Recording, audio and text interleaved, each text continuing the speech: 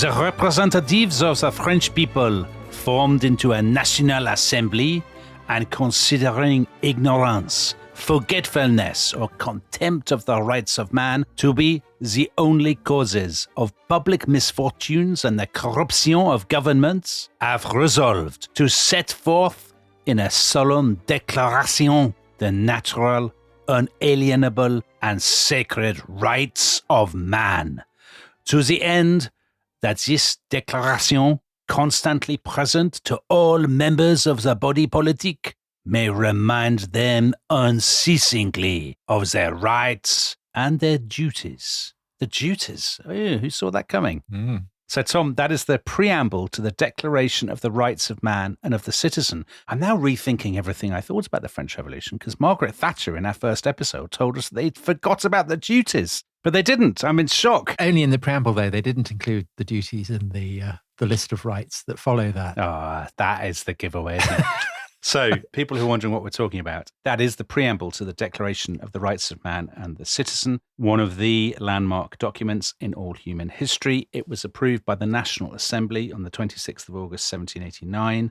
And Tom, they had been talking about it for about a month, hadn't they? This document that now we all think of as so tremendously important. Why did they feel they needed it? Well, you say that it's a document that we're all familiar with. I'm not entirely confident in the English-speaking world that that's the case. You mentioned Mrs. Thatcher. We looked at the beginning about how she talked about how the French Revolution, the ideals, the values, the principles, all these were already evident in Britain's glorious revolution and the kind of the Whiggish tradition of parliamentary democracy and all that. And I think also for American listeners, they will be thinking of the Declaration of Independence, that the Declaration of Independence came first.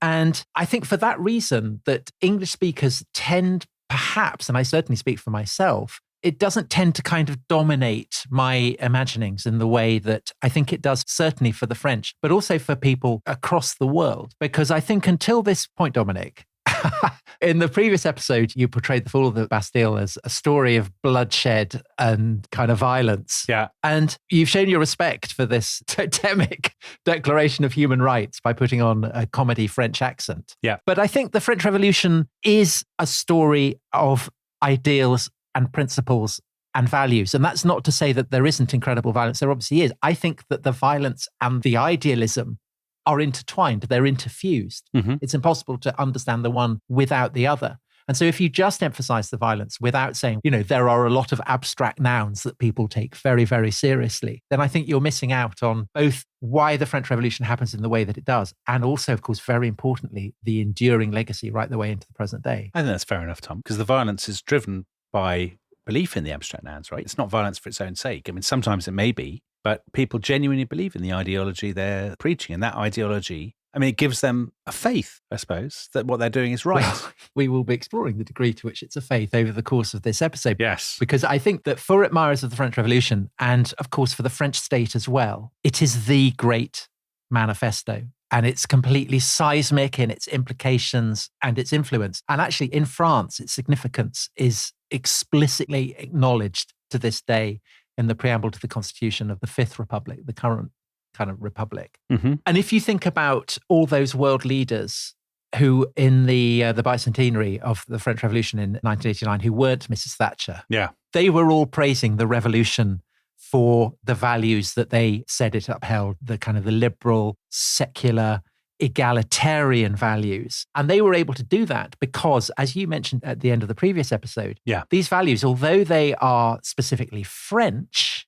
they are also cast as universal. And so the French Revolution is able to cast itself as a fire that has illumined the entire world. And so it's, you know, the Declaration of the Rights of Man and the Citizen has been massively influential on other republican constitutions around the world. And I think preeminently on the UN's Universal Declaration of Human Rights, which was adopted very tellingly, I think in 1949 in Paris.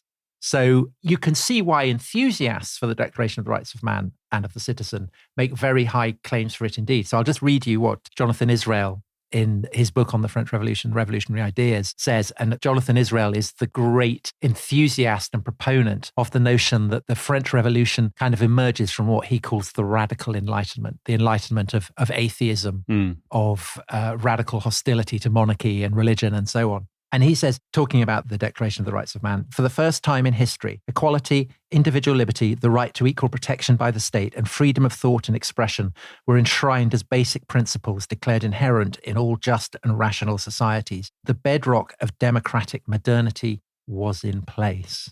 What do you make of that, Dominic? Well, that's the counter-argument, isn't it, to the slightly Burkean argument, Edmund Burke's argument, his reflections on the revolution in France, which was published even before the Terror. Burke said this is terrible, throwing out traditions and customs. You'll be left with anarchy and horror. And even at the time, there were a lot of people who said to Burke, you are missing the fact that this will genuinely bring in a new world, a liberal world, governed by freedom and by the expression of human reason. Yes. And that's effectively what Jonathan Israel is arguing, isn't it? I think in the fundamentals, yes. So before we get on to the abstract nouns, which we will be looking at, because I think they are so important to understanding the course of the revolution, should we just go back and remind ourselves where we were? Yes, where are we? So we've got the National Assembly, which is the conflation of what had previously been the three estates. Now, the National Assembly is the embodiment of the will and the sovereignty of the people. The Bastille has fallen. The first émigrés have fled. And Louis, who has not fled, is trying to reinvent himself as a constitutional monarch. Yeah. But while all this is going on, everything that precipitated the revolution, so chiefly the fact that there's no money and that the bread price is very high, that hasn't really changed. Yeah. So there's still an atmosphere of panic and crisis, isn't there? So here's the thing. Why are the deputies who are in the National Assembly, why would they spend all their time talking about a Declaration of Human Rights when you would think their priority would be, to be discussing bread supplies or whatever it might be? Because I think that most of the deputies who had assembled at Versailles in May 1789, say for the Estates General that then becomes the National Assembly, I mean, they thought that they had come there to give France a new constitution. And I think they operate on the assumption that you can't remedy the ills facing France unless you have set the country on new foundations. Yeah. And the Declaration of Rights is an attempt to frame for both the delegates themselves, but also for all the people of France, an understanding of what henceforward will be animating the new France. Right. And I think that is actually an understanding that is turbocharged by the fall of the Bastille. Because you were saying how the people in the National Assembly are actually perturbed by what happens. They're unsettled by it. And actually, I'm right in saying, aren't I, that as the weeks go by, so during the time they're thinking about this, the news coming in, not so much from Paris, but from the countryside, is more alarming than ever, and arguably more alarming than ever before in French history, because this is the era of what historians call la grande peur, the great fear. Yeah. So this is coming in from the provinces. Yeah, I mean, I think there's hope as well as fear. So we've already mentioned him, Arthur Young, this Englishman who's gone on a trip across France. Yeah, an ill-timed holiday. Yeah, an ill-timed trip. So he, 2 days before the fall of the Bastille, is in Lorraine and he meets a peasant woman. And he asks her, how are you doing? And he writes what she said. It was said at present that something was to be done by some great folks for such poor ones, but she did not know who nor how. But God send us better because property taxes and feudal dues are crushing us. And Arthur Young, as a kind of illustration of the way that the poor are being crushed by the weight on them, he assumes that this woman must be kind of 60 or 70, but he asks and she turns out to be 28. So, yeah. Oh, no. But then the Bastille falls, and that actually, it doesn't lessen the temperature in the countryside. It actually, it sends it through the roof because people now they hear that one fortress has fallen and they start to attack other citadels of authority, don't they? And they're burning the registers. Yeah, well, that's the key, I think. Yeah. I think the fall of the Bastille is reported as the fall of feudalism. And we, again, mentioned this in the previous episode. It's very peasants' revolt. There's this idea that if you as a peasant can burn the registers and the charters that condemn you to work as a peasant, then you will be free. And so they start targeting chateaux and particularly abbeys and monasteries, which also, as in the days of the peasant revolt, own large tracts of land. And this brings kind of feudal dues and tithes with them. So an example of an abbey that gets attacked is one in Burgundy called Senezon. And this is completely leveled. And it belongs to a very distinguished local family, the family of Talleyrand-Périgord. And the best known member of this family is actually a bishop, the bishop of the local town of Autun. And he had basically become a bishop because his nurse had not been looking after him and drops him on the floor and it damages his foot when he's about 3. And the foot never heals. And so he grows up unable to fulfill the military destiny that otherwise would have been his as a kind of swaggering aristocrat. And so he has no choice but to go into the church, which is an absolute mismatch between his talents. Right. Because he's quite Marquis de Sade. I mean, he's not that bad, but he's a kind of cynic. He's a free thinker.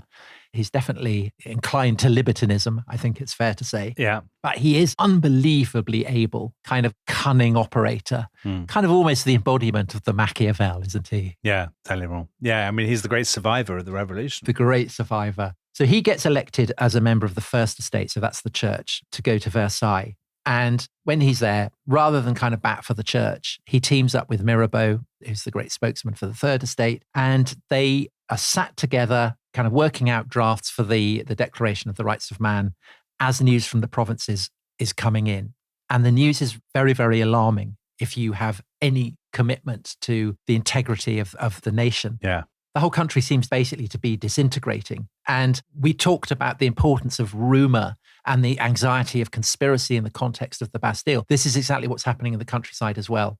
And there are kind of terrified stories that the aristocrats are deliberately setting out to starve or poison the poor. And if that sounds mad, again, this is a staple of plots in the Marquis de Sade's novels. This idea that aristocrats have nothing better to do than to kind of plot starvation and ruin for the entire country is clearly part of the kind of the climate of paranoia of the time. And even at this stage, there's a sort of, I don't know whether xenophobia is too strong a word, but there's a great fear of foreigners, isn't there? That there are foreign armies that are poised to attack at any moment, that there are foreign-sponsored bands of brigands. People attack foreigners, they attack Jews, they're looking for scapegoats, and this sort of mad paranoia that there's somebody out there, maybe just over the hill, who's going to attack your town, burn your crops, steal all your food, all of that kind of stuff. And so the process of people then forming militias to guard against this fear, this will then get reported by a neighbouring community who will then see this militia as precisely what they've got to guard against. And so it has a kind of knock-on effect that people are raising militias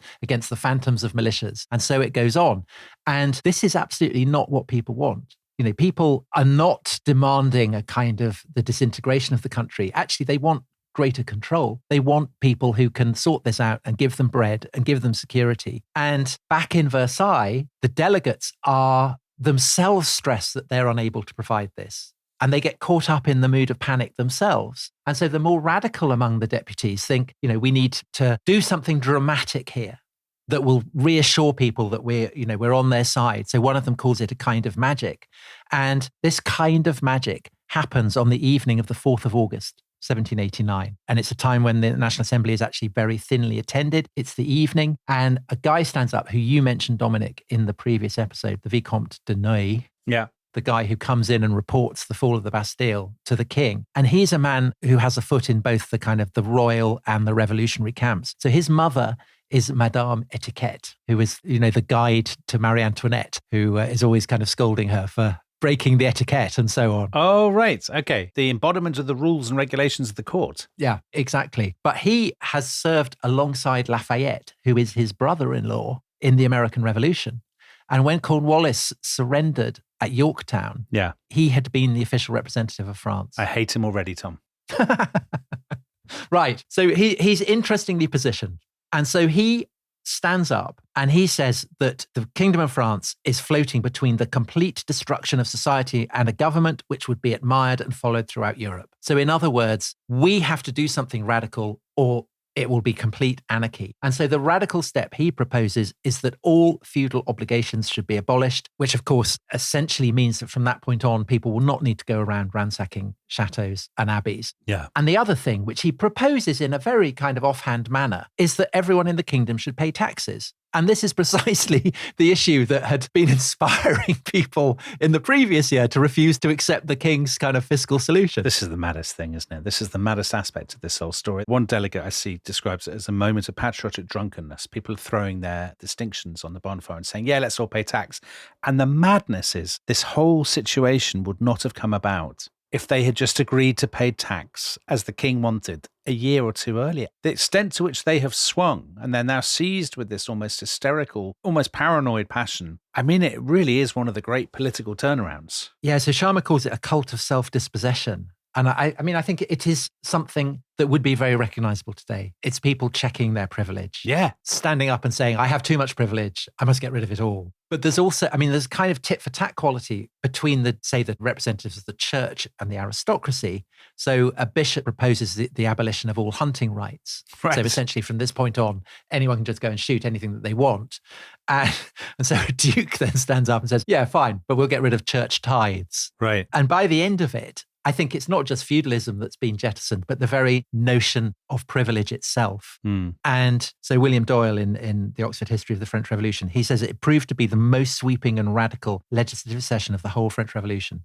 And it was all just the event of an evening, a night, people standing up and saying, let's get rid of everything. And isn't it crazy that all that fuss about the defense of privilege and privilege being part of liberty, and now in one evening, they've thrown them all away? It's amazing. And then, of course, 3 weeks later comes the Declaration, which is the second kind of monumental moment in this process of legislation. And you said last time that actually the guy who originally proposes it is your mate Lafayette. An empty-headed political dwarf, as the Dictionary of the French Revolution calls him. Or a dashing representative of Franco-American friendship. Yeah. And obviously he's been in America. He's very close to George Washington, has close relations with Thomas Jefferson, who is the American ambassador in Paris at this point. And so he basically proposes that it be on the American model. You know, just as the American Declaration had joined the various states in America together, he thinks that it will help unify a sundering nation in France. And it proclaims 17 rights.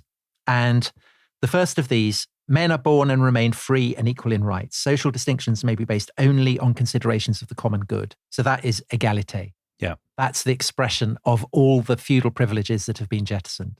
And this in turn then defines what the purpose of good governance should be. So the aim of every political association is the preservation of the natural and imprescriptible rights of man. These rights are liberty, property, safety, and resistance to oppression, with an emphasis there, I think, on the first word, liberté. Yes. So that's the second article. And I think it's very obvious what the target of that article is. And the third article makes it clear.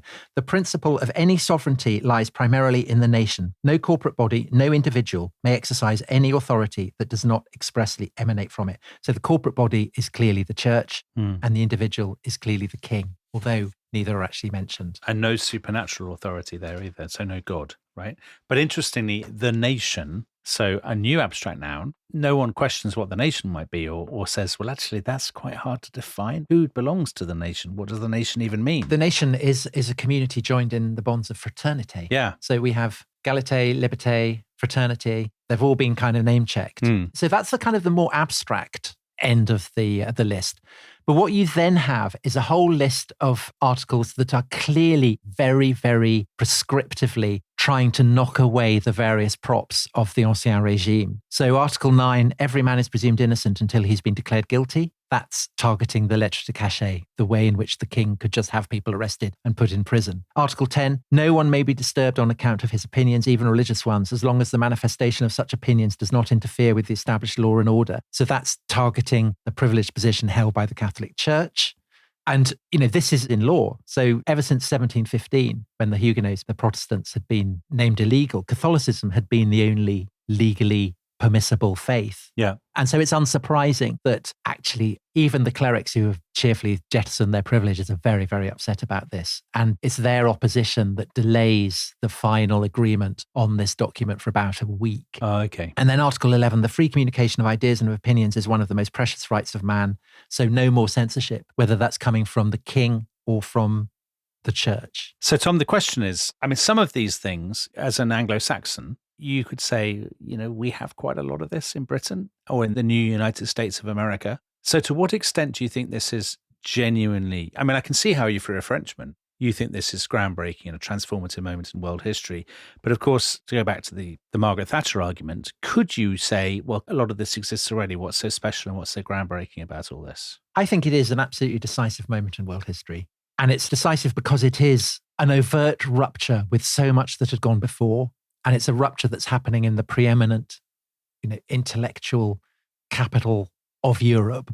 But I think it's also significant as a reiteration of things that had gone before. So I don't think that the rupture is quite as complete as people say. So it's very self-consciously a new beginning. You know, this is the great kind of manifesting principle that governs the whole declaration. But of course, as you pointed out, the revolutionaries aren't the first to attempt such a thing. And it's kind of implicit in the Declaration because it's saying that the rights it proclaims are natural, unalienable, and sacred. Then it's mad to think that they can't have been proclaimed before. Or are the French saying they're the first people to discover them? Yeah. And then there's the further issue of, is this a document that is targeted at France at a particular moment in its history? Or are the pretensions it has to be universal, are they authentic? Well, that's la nation. If you're talking about the nation, that raises that as a problem, doesn't it? I mean, this is an argument that goes to the core of the French Revolution. Is it universalist? Well, it obviously is universalist, but it is also the crucible of nationalism. And it's France that invents modern nationalism. Yeah. And so there's a massive tension there, which I think will run throughout the revolution and indeed throughout 19th and 20th century history as well. But what it does very effectively is to provide a kind of legal imprimatur for the destruction of the Ancien Régime. So it is the intellectual parallel to the demolition of the stones of the Bastille. So just as the walls of the Bastille are being demolished, the appearance of these words and articles on a piece of paper that then gets passed is doing something similar. It is eradicating, supposedly, the taint of absolutism. So this idea that sovereignty now lies with the nation and not the king, I mean, this is a massive, massive step. Yeah.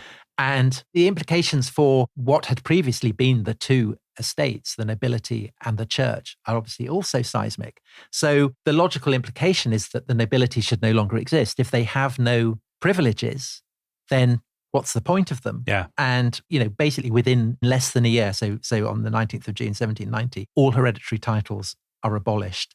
And all the kind of traditional symbols of nobility, so coats of arms, the kind of the liveries that are worn by servants, people with their own pews in church, all that kind of thing, they all go. Yeah. But it's the church, I think, that actually loses even more because most of the aristocracy have so much land. And of course, property has been guaranteed under the Declaration of the Rights of Man. So they keep their lands. Yeah. For the church, it's a much more crippling fact that tithes have been abolished. So tithes, so, the money that is raised to keep the church going, that's gone. So when that happens, particularly the poor parish clergy have completely lost their source of income. Yeah. And the Catholic Church has also been forced to concede complete and total freedom of worship and thought.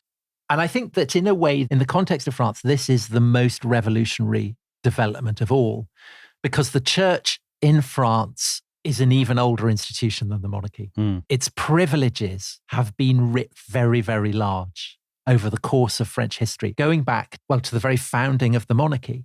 So I think two scenes from the reign of Louis XVI kind of illustrate the way in which even the monarchy stands in the shadow of the antiquity of the church. So Louis's coronation in June 1775, massively retro, even though actually Louis does make sure that Marie Antoinette has her own purpose-built toilet, which was very nice of him. Oh, yeah, very gallant. So it's held in Reims, the traditional place for kings to be crowned. This is the key episode in the life of Joan of Arc, where she gets to crown the Dauphin there. Yeah. But the reason why Reims is the place that you go is that in 496, the first Frankish king to convert to Christianity had been crowned there, and he had supposedly been anointed with oil from a kind of a flask, a casket that had been brought down by a white dove. And Louis, standing there, being anointed, being crowned, this is his oath. I swear to devote myself sincerely and with all my power to annihilating heretics condemned by the church in all lands under my rule. So there you have everything that the enlightened despise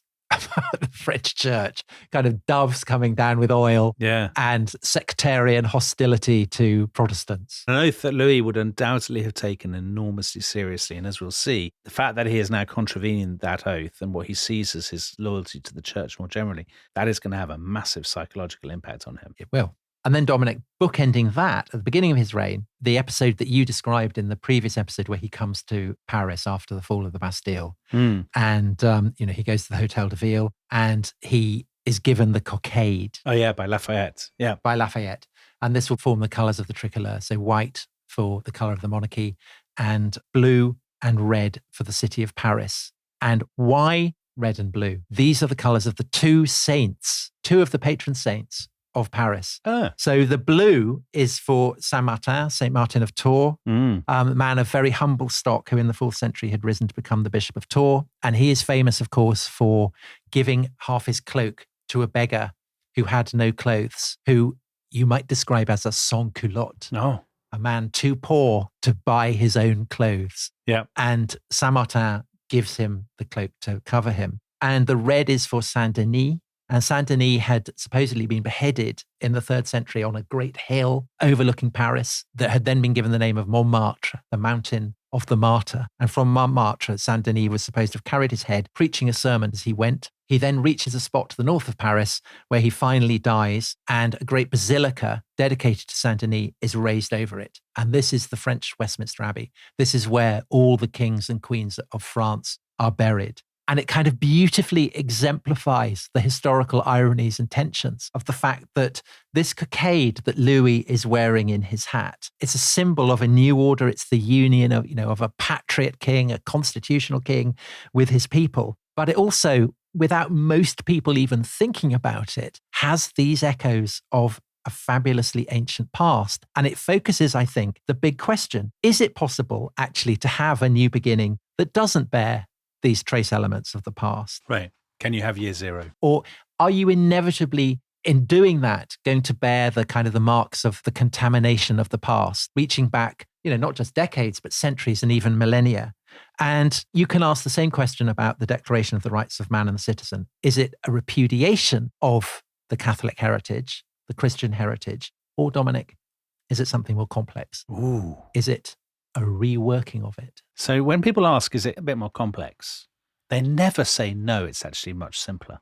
Have you noticed that? They never do that, Tom. I've never known you do that in 500 episodes. Because it never is it? Right. We will take a break and then we'll come back to find out inevitably how it is more complex. This episode is brought to you by Rocket Money. Tom, we often talk about how to organise our finances. I'm very conscious that I'm paying for a lot of mad subscriptions. And there's one thing that we've talked about often on this show. It's the thing that we probably hate more than any other, and it's a hidden fee. I would love to get my finances under control. There are all these things piling up on our bank statements, and I think I need to fix this problem. I need to sort this out and to stop this. I mean, my finances are so chaotic that I need this app. So I'll tell you what it is. It's called Rocket Money. It's a personal finance app that helps find and cancel your unwanted subscriptions. It monitors your spending and it helps to lower your bills so that you can grow your savings. With Rocket Money, you can track all of your subscriptions and you can easily cancel within the app with just a few taps, saving you time, avoiding charges. And you can also set budgets and goals and get personalized insights and regular reports to track how you're doing. They will even send you real-time alerts for large transactions, upcoming bills, refunds, and even low balances. So let Rocket Money help you reach your financial goals faster. Join at rocketmoney.com/ishistory. That's rocketmoney.com/ishistory. rocketmoney.com/ishistory. This episode is brought to you by Indeed. Stop waiting around for the perfect candidate. Instead, use Indeed sponsored jobs to find the right people with the right skills fast. It's a simple way to make sure your listing is the first candidates see. According to Indeed data, sponsored jobs have 4 times more applicants than non-sponsored jobs. So go build your dream team today with Indeed. Get a $75 sponsored job credit at Indeed.com/podcast. Terms and conditions apply.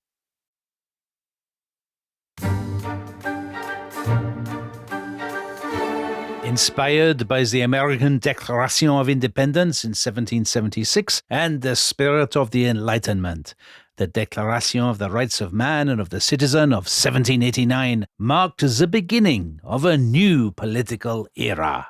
So that's the introduction to the Declaration of the Rights of Man and the Citizen on the Élysée Palace website. Tom, shocking they don't mention the Glorious Revolution, Magna Carta. Astonishing, isn't it? How could they have overlooked that? And Britain's own wonderful traditions of liberty and freedom. Very weird. I mean, I'm sure American listeners would be thrilled to know that the French acknowledged that the American Revolution played some part as an inspiration. Yeah. And of course, the guy who's the link is Lafayette, who we mentioned. Mm-hmm. And we mentioned also that when he's drawing it up, he's assisted by Thomas Jefferson, yes, who is in situ in Paris as the American ambassador. But I think, and American listeners may want to cover their ears at this point, I think what is striking about it is that the French declaration is much, much more ambitious than the American one. you don't get a list of rights in the American Declaration of Independence. And the French Declaration, as we've noted, is much, much more kind of soaringly universalist. It claims to speak on behalf not just of the French, but of all mankind. The American one is just a lot of whining, really, about fake accusations against George III, isn't it? Wow. Right. In contrast to the French Declaration of Rights, which Jonathan Israel sums up, the rights the French adopted for themselves were proclaimed universal rights, belonging equally to all of whatever nation, station, faith, or ethnicity. So you could see that either as soaringly idealistic or as hilariously arrogant. Yeah. Or maybe both. Yes. So let's zero in on this Enlightenment issue and Jonathan Israel's argument. So Jonathan Israel argues that the Enlightenment it's driven by human reason and scientific inquiry and all of that kind of thing, the skepticism, and that it has different phases. And there's something that he calls the radical Enlightenment. How does he distinguish the radical Enlightenment? So the radical Enlightenment is overtly hostile to religion, often overtly hostile to monarchy. Mm-hmm. And because the French Revolution will end up bringing down both, it's understandable why people should look to the kind of the underground writings of the Enlightenment for inspiration. Yeah. And, there are indisputably figures who do bear the markers of that. And probably the most famous of them is an aristocrat, inevitably, called the Marquis de Condorcet, who is a philosophe. He's a mathematician. He's an economist. And a bit like Lavoisier, who we talked about in the previous episode, he's a great enthusiast for cleaning up rivers. Right. It's a kind of Fergal-Sharkey-esque quality. Our overseas listeners won't know who that is, Tom. Yeah. So Fergal-Sharkey is a campaigner against pollution in Britain's rivers. Yeah. And he and the Marquis de Condorcet would have gone on tremendously well. And, his hostility to sewage in rivers is reflective of his hostility to the sewage of superstition and barbarism in public discourse, Dominic. Right. No one likes the sewage of barbarism, do they? No. Well, I don't know. I've got a slight soft spot for it, I'll be honest. And so unsurprisingly, when the revolution kicks off, the Marquis de Condorcet is a huge enthusiast for it. And he casts it absolutely, as it so often is to this day, as being the triumph of progress over superstition. And he's very, very into the idea that what you have to do is dig down deep, muster empirical data, don't rely on kind of mad stories about doves bringing down holy oil or anything like that. Yeah. That's not going to help in the battle with ignorance and poverty. Christianity is nonsense. It's objective reason that will provide the inspiration for people in the war against all the faults that the Ancien Regime had embodied.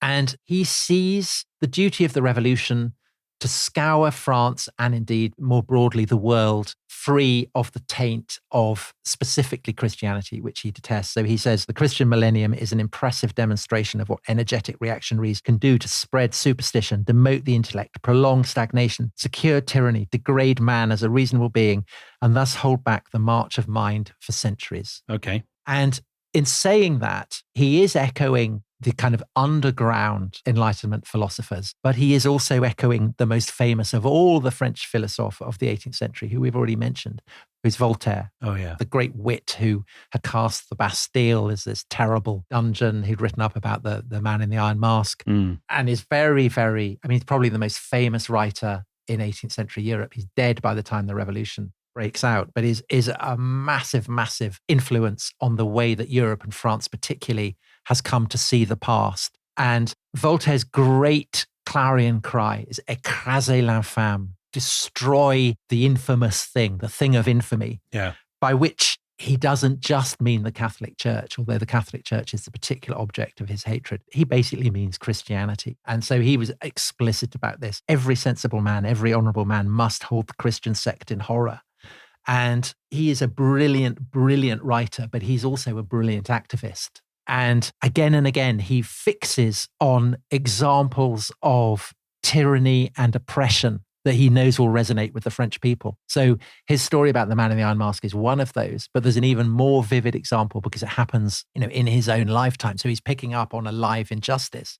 And this happened in 1762, and it was a Protestant, a Huguenot from Toulouse in the south of France called Jean Calin, who had been accused of murdering his own son. And he had been convicted under very dubious circumstances. Yeah, he obviously didn't kill him. So it turns out. Yeah. And he's broken very horribly on the wheel. And Voltaire picks up on this and he says he was broken on the wheel not because people really thought that he killed his son, but because he was a Protestant. It's an example of, religious intolerance at its brutal worst. He casts Calin as a victim of sectarian persecution. And his campaign has such an impact that in 1764, so only 2 years after he had died, Louis XV, the predecessor of Louis XVI, had actually received Calin's family at Versailles, and the following year had issued a posthumous exoneration, a pardon. And this is typical of Voltaire's campaigning, and it makes him someone that people, not just in kind of the radical wing of French opinion, but across the whole span of French society, comes to admire very much. So in 1778, Talleyrand, the Bishop of Autun, had actually gone and visited Voltaire. So Voltaire had been in exile in Geneva. He'd come to Paris, and Talleyrand had gone to visit Voltaire there. And Voltaire, by this point, is incredibly old. And he has this brilliant description of Voltaire. Every line of that remarkable countenance is engraved in my memory. I see it now before me, the small fiery eyes staring from shrunken sockets, not unlike those of a chameleon. Yeah. And it's widely held by enthusiasts for the revolution, that he is the father of it. Yeah. The glorious revolution has been the fruit of his works, one of them says. And in fact, in 1791, so 2 years after the fall of the Bastille, Voltaire's remains are dug up and reinterred in what is an almost completed church, but has been reconsecrated as a temple to liberty, the Pantheon, the temple to all the gods. And Voltaire is buried there amidst kind of great splendor as one of the kind of the presiding inspirations for the revolution. But obviously, so you can see why all this stuff, the Declaration of the Rights of Man, the legacy of Voltaire, would appeal to the Marquis de Condorcet, or somebody who sees himself as an enlightened free thinker. I mean, genuinely a kind of metropolitan intellectual. But obviously, most of France is not populated by people like that. It's a very rural country where, millions upon millions of people work the land. They're used to the old ways, the old parish church, the local curé, the rituals of the Catholic year, all of that kind of stuff. And they are not reading Voltaire. So what on earth did they make of this move from August 1789 onwards, the kind of anti-Christian side of the revolution? I think lots of them come to be enthused by the spirit of the revolution. I think they come to accept the revolution on its own terms, but equally lots of them are appalled. And the more devout among Catholics come to see the whole revolution basically as a massive Protestant plot. And one of the reasons for that is that Protestants they have quite leading roles in the revolution. The moment that they're allowed to kind of practice their religion freely, they're busy building churches. They're often quite wealthy, so they have the money to hand. Yeah. They're busy joining revolutionary committees in Paris and across the whole of France. And in March 1790, a Protestant pastor is actually elected president of the National Assembly. So Catholics who feel upset about what is happening, they look at this and, you can find evidence for thinking, well, it's Protestants who are behind it. Yeah. And I think what kind of really puts rocket fuel in that fear is the fact that there are clearly two massive echoes of the Reformation that Catholics find quite hard to miss. So the attack on the Catholic Church, again and again, is cast as an attack on superstition. Very Thomas Cromwell. Yes. So the attacks on privilege are often very stridently anti-clerical. And just as in the Reformation, so now, the end of censorship means that pamphlets and illustrations can flood everywhere. And you don't even need to be able to read to understand kind of anti-clerical, anti-religious pamphlets. It's immediately apparent. And anyone with any familiarity with the Reformation would, of course, immediately see the parallels. And just as Luther had kind of staged mocking ceremonies that symbolically, cast contempt on the papacy, the same thing is happening in the revolution. The church and the aristocracy are both objects of kind of staged, managed processions that make them out to be kind of completely ridiculous. You get parodies of the mass, plays that are very anti-clerical get put on in the Paris theatres, sponsored by enthusiasts for the revolution. And undoubtedly, lots of people are swayed by this. They find it very exciting, the way in which suddenly they're being allowed to think in ways that they previously had never thought to think. But there are others who find it unsettling. So that's on the ideological level. But of course, the Reformation isn't just about ideology. About money. It's also about hard cash and property. Yeah. And there is an attack that kind of builds up from the abolition of the church's tithes through the months and years that follow that is actually pretty Henry VIII. Because we've said the revolution hasn't really improved the fiscal crisis that had done so much to bring it about. France is still basically bankrupt. There's no money. So how to plug the gap? And, that's exactly the question that prompted Henry VIII to end up dissolving the monasteries. Mm-hmm. And it's the solution that, the more radical elements in the National Assembly kind of start thinking, maybe we could do this. Yeah, because the church controls so much. Yeah, I mean, they own something like 10% of the nation's wealth. And who's the guy who basically proposes this? Talleyrand. It's Talleyrand. The Bishop of Autun. But I mean, that bishopric is kind of slightly nominal, isn't it? Let's be honest. Slightly. So he does this on the 10th of October. So that's a few months after the abolition of tithes.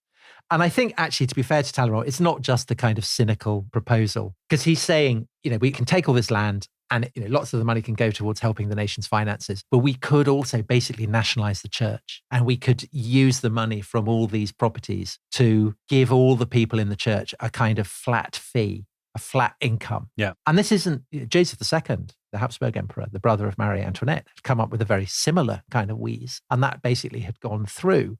So, there are elements within the church you think, yeah, fine, fair enough. And obviously the radical elements, so Mirabeau and all his pals, they think it's a brilliant idea.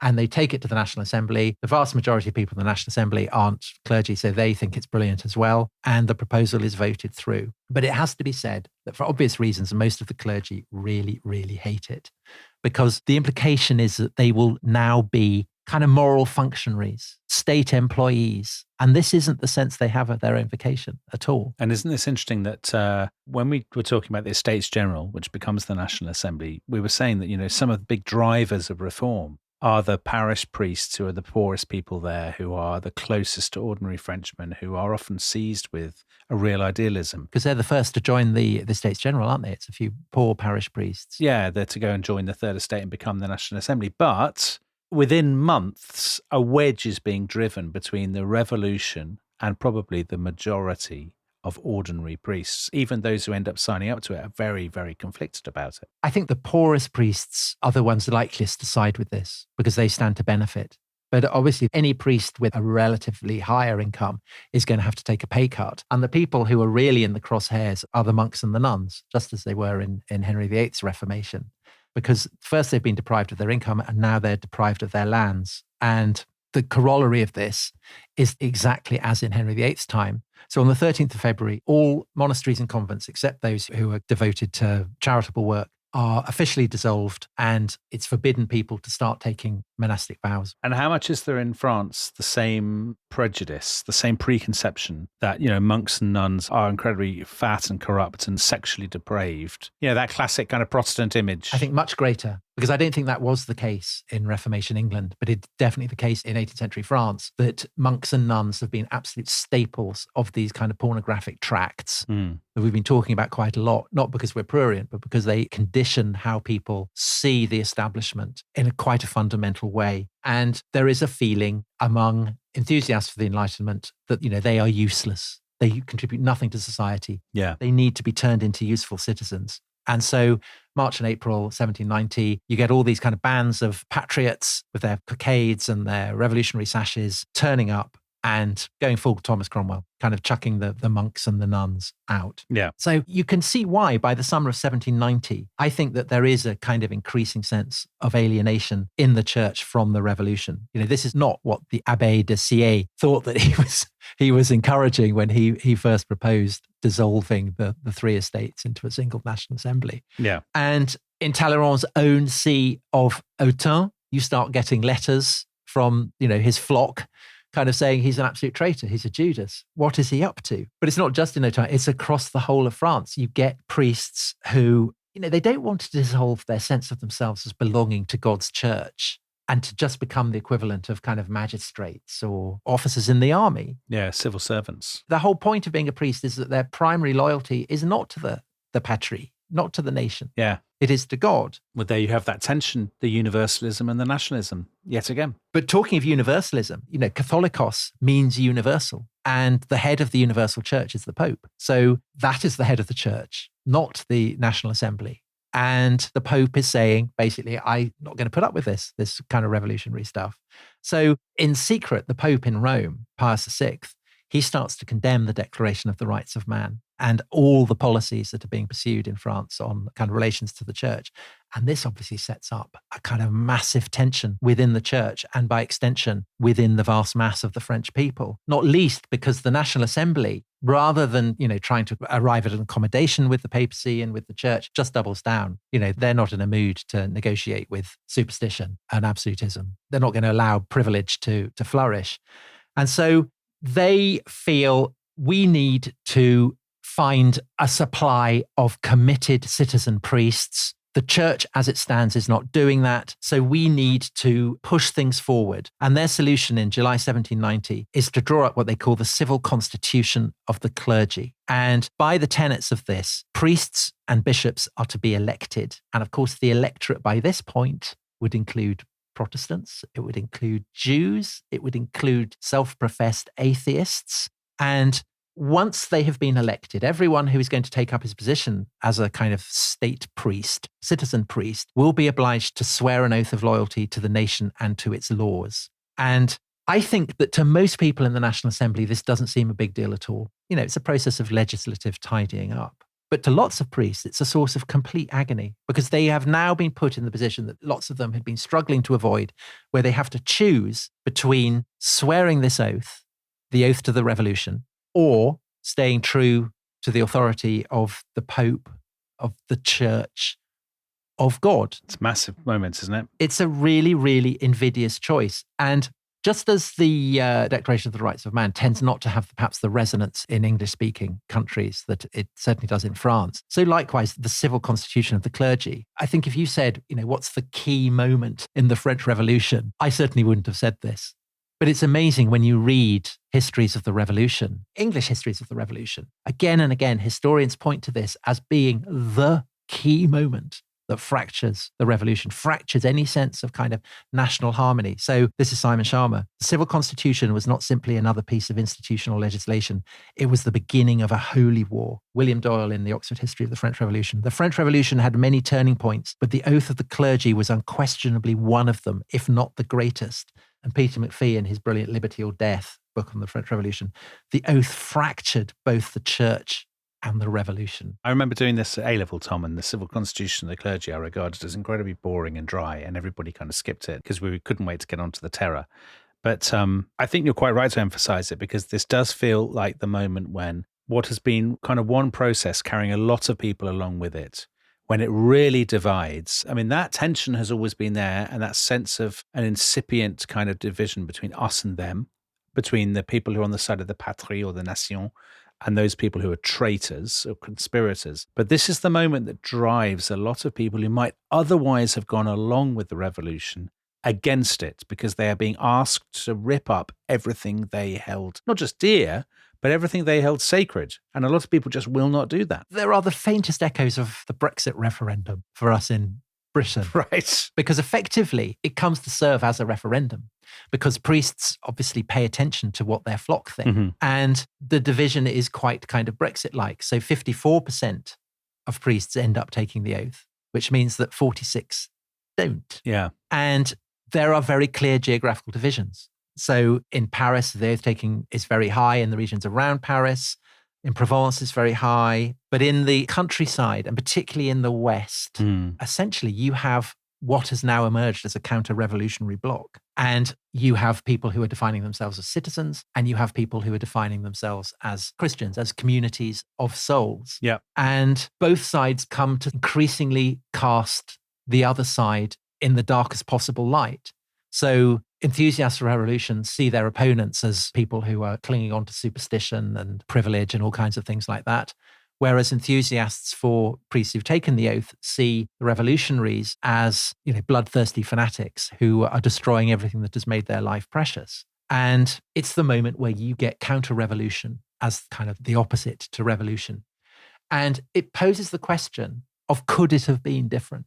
I mean, might the revolution have been able to take the vast mass of Catholic citizens with them? And I know of no better kind of teaser for that question than a famous painting. It was done in 1789 in the wake of the drawing of the Declaration of the Rights of Man by a painter called Jean-Jacques François Le Barbier, who had actually been a court painter to Louis XVI. And in the wake of the signing of the Declaration, he is employed to give it a visual representation. So he gives all the kind of the favorite symbols. So there's, broken chains, and there's a liberty cap, and there's great Masonic eye gazing down. But the thing that's striking about the portrayal of the Declaration itself is that it is written as though it is carved onto stone tablets. And the stone tablets, of course, are an echo of the tablets that were given to Moses on Mount Sinai, which is the kind of the definitive expression of divine revelation, not of human law. And of course, a prefiguring, Tom, an important and interesting prefiguring of Ed Miliband's stone tablets in 2015.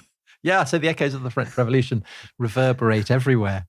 So when Le Verbier is doing that, what is he doing? Is he saying it's possible to synthesize the Bible and the Enlightenment? You don't need to choose between them. The two can merge. And if that's what he's saying, I mean, it's not completely mad, because actually it's very clear when you look at the Enlightenment that a lot of the values that the Enlightenment assumes are universal, that everyone would accept, are actually bred from deeply Christian assumptions. I mean, people who've listened to this podcast regularly will be aware. Have I ever heard you use that phrase before? Like, you should have a Tom Holland generator where you just press a button and it says bred of deeply Christian assumptions. I know. But just to give an example, so Voltaire, his horror at the fate of Jean Calin, why is he so upset by this? Why is he upset by the torture to death of an innocent man on an instrument of torture? It clearly reflects kind of deep psychological response to the figure of Christ that Voltaire would have absorbed as a child, I think. Maybe, or maybe he just doesn't like people being broken on the wheel by torture. I mean, is that not possible? But there you're assuming that that's something instinctively that people react against. I mean, I think the evidence suggests contrary-wise. I think plenty of societies have been perfectly happy with that. Okay. And Calin himself on the wheel, I should add, kind of makes this parallel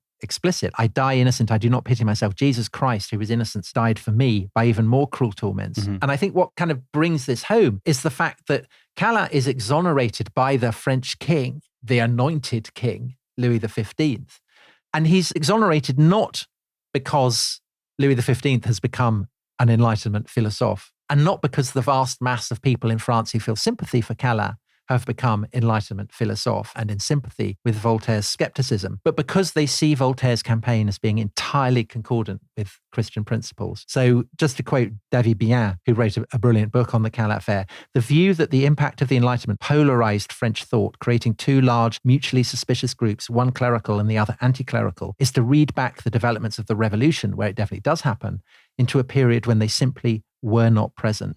And, we talked about the role that priests play in the early weeks and months of the revolution. And at the Bastille, this storming of a place dank with chains, if the stories are to be believed, and the funerals that are given for those who had taken part in the storming of the Bastille, the text that is preached by the Archbishop of Paris comes from Paul. You, my brothers, were called to be free. And this is a sentiment that is perfectly in tune with the call to liberté in the revolution. So, Tom, are you effectively saying, and some listeners may consider this the classic Holland gambit, that the ideological struggle within the French Revolution of revolutionaries against counter-revolutionaries is basically a struggle between two different kinds of Christians? Yes, I am basically saying that. Yeah. And it's about the attempt, I think, of the revolution to appropriate much of its inheritance from the Christian past. And I think that's the other way of interpreting Le Berbier's picture, is that it's not in any way saying that the Bible and the Enlightenment, Christ and Voltaire can be synthesized. It's saying that a revolutionary order has to appropriate what it can of previous revolutionary orders. Yeah. And the truth is that there is something distinctive, I think, about European society in the West that reaches right the way back beyond the Reformation, back to the 11th century, when Europe's primal revolution happens, where you have the Catholic Church directing it. You have a pope who humbles kings. The humbling of kings is a vital part of the dynamics of what is going on in the 11th century. You have an emperor kneeling in the snow before a pope. You have a notion that society itself can be born again, can be bred anew, can be washed in blood and emerge as something new. And it creates a kind of division within society that by the time of the revolution has been framed as being religious and secular. Yeah. And of course, the Catholic Church is the universal church. So that instinct on the part of the revolutionaries to preach universalism is a highly Christian one. And finally, just on the declaration that we began with, the Declaration of Human Rights, where did the idea of human rights come from? If they're universal, they are not evident in antiquity.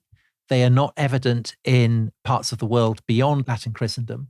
They emerge in the 12th century as a product of the kind of the cultural ferment of that first revolution in Italy in the 12th century. And that's where they come from. So if the revolution is to proclaim that these are universal and that the revolution embodies them, it needs to utterly incinerate and obliterate the memory of that. And I think that what the revolution demonstrates is actually the one thing a revolutionary hates more than a reactionary is a rival revolutionary. Yeah. And I think the hostility between the revolution as it will emerge over the course of the period that we've been talking about, so into the period of the terror, is that the hostility of the revolution towards the Catholic Church is similar to the hostility that Protestant reformers felt towards the papacy. It's kind of a rival church. It's a rival. Yes, exactly. Yeah. Interesting. The Holland gambit, and never more brilliantly deployed, Tom, than just now. Oh, you're very kind. So all of that lies ahead, because we will get to the terror and the sort of civil war within the revolution.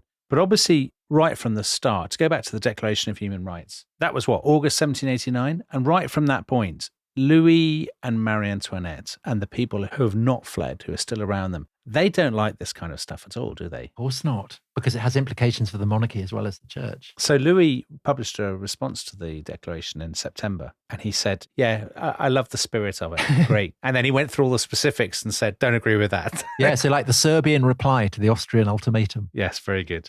And I think for me, the obvious problem that they have with their constitution building and their desire to set France on a new sort of even keel is that they have a huge hole at the centre of their constitution, which is the king, because they've been talking about a British-style constitutional monarchy. But is Louis going to play that part? I mean, is he ever psychologically ready? And particularly once the church, which he has sworn an oath to uphold, once that comes into the kind of firing line, I don't think he's ever going to adjust himself to this new world. And obviously, we're going to get back to the narrative because just a few weeks after that, after his response to the declaration, that tension will reach a climax, won't it, with one of the most dramatic, exciting, tragic episodes of the entire revolution.